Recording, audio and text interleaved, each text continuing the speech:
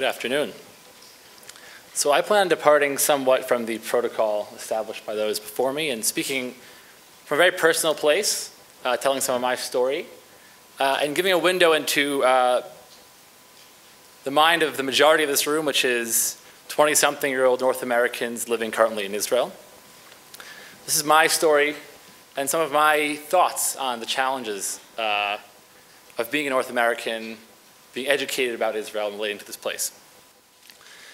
Growing up in the heart of the mainstream North American Jewish community on the Upper West Side of Manhattan, I distinctly remember the first time when a classmate of mine returned from a trip to Israel and announced that she was in love. Though raised in the knee of my grandfather, being told endless tales of Chana Senesh, his favorite Hebrew student in Budapest, or the days in the Palmach when he was tasked with clearing the Burma Road in '48. As a child, I never really got that Israel bug that seemed to be slowly sweeping through my peer community. And something was clearly wrong with me for that reason. But by age 18, I had been on a number of trips to Israel with my school, with my family, educational programs, informal. But Masada, falafel, Ben Yehuda Street, shirts with Yankees written in Hebrew, never really got to me. However, only upon graduating from high school and deciding to spend a year with Mechinat Beit Yisrael, living alongside an urban kibbutz based in a housing project in Jerusalem, did I begin to develop my own understanding of what role Israel could play in my life.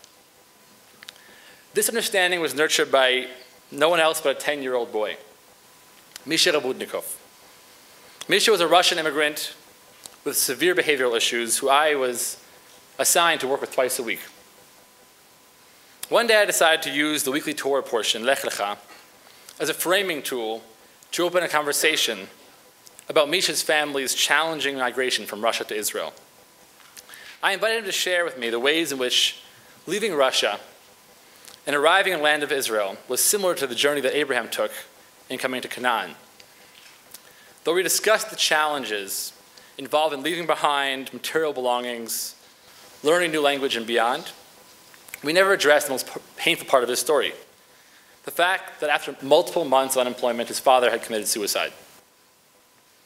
While working with Misha, it became very clear to me that my Jewish story and the destiny of the Rabudnikov family were inextricably linked, that the Rabudnikov family and their fate was truly a concern for all the Jewish people in the world and for me as a part of that whole. Misha's family had been given a safe haven in the Jewish state of Israel, but the Israeli job market had failed his father, and the school system here was failing him. I had for many years been educated on the general values of Tikkun Olam and Kol Yisrael Aravim Ze Lazeh. All the Jewish people are responsible one for the other. But through my interactions with Misha, I realized that those two values truly demanded me to work for the betterment of the Rabudnikov family and many others like them who were falling between the cracks in this Jewish state of Israel. I was never particularly attracted to the Israel of Eretz Tropit Yafa, Eretz Zavat Chalav Udvash, but suddenly found myself gravitationally pulled towards the streets of Israel, where I felt that timeless Jewish values and modern Jewish issues were constantly in conversation one with the other. 5 years later, having gone back to the States to finish college and returned once again, I found myself back in Israel, struggling with these same questions. Now being equipped with the tools to move from theory into practice, I asked myself, how and to whom do I dedicate my energy and my skills? Having spent the past years exploring Jewish communities across the world, in New York and Rhode Island, in Argentina and Hungary and Ukraine, I'm happy to announce that I have moved beyond my 18-year-old zeal and have come to develop a deep appreciation for the vibrancy of Jewish life in diaspora. I'm a proud New York Jew. Each of these communities has something to teach me about the different forms of meaningful Jewish experience, whether through a Hungarian Jewish summer camp, Argentinian Jewish youth group, or the community that developed in Brown University surrounding Avi's death 3 years ago.